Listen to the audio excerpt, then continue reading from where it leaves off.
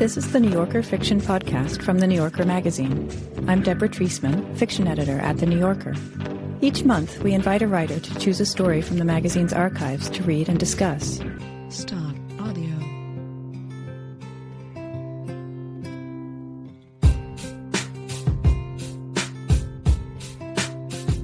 This month, we're going to hear the first story that Raymond Carver published in The New Yorker back in 1981. It's called Chef's House. Suppose, just suppose, nothing had ever happened. Suppose this was for the first time. Just suppose. It doesn't hurt to suppose. The story was chosen by David Means, whose fiction has been appearing in the magazine since 2004. He's the author of 4 story collections, including The Secret Goldfish and, most recently, The Spot. He joins me today at the New Yorker office. Hi, David. Hello? You know, given how much influence Carver has had on American short story writing, I was quite surprised that you were the first person in more than 3 years to suggest reading him for this podcast. Is he someone who's had a big effect on your work? I think he has. I think he's had a big effect on every short story writer, whether they know it or not. He's such a corrective. He corrected and brought things back around into a certain direction at a particular time. And if you were like me in college at that time, you read Carver, and it made you think a different way, linguistically and almost stylistically. So you were kind of jumping off from that point, whether you wanted to or not. So you first started reading him in college? Yeah, I remember buying the little paperback. It had just come out of What We Talk About When We Talk About Love. Right. And reading it and thinking, wow, these are stories about the people I grew up with.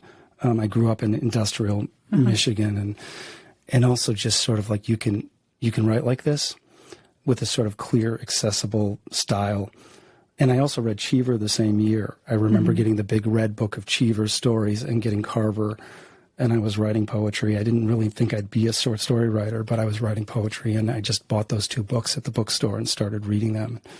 They both hit me over the head in different ways. Major stylists, both writers.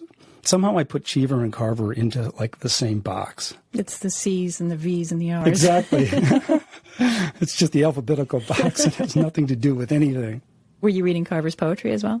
No. I was reading like Philip Levine and Richard Hugo and kind of gritty industrial poets, and a lot of Walt Whitman. I wrote my senior thesis on Whitman, so I was totally immersed in Whitman. So coming down from the sort of elation of Whitman's writing to this very concrete, quite tough Carver stories. Yeah.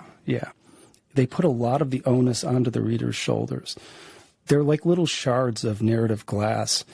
And I think he's sort of misunderstood, because I think the style that he created, although it's incredibly easy to read and simple, was actually radical.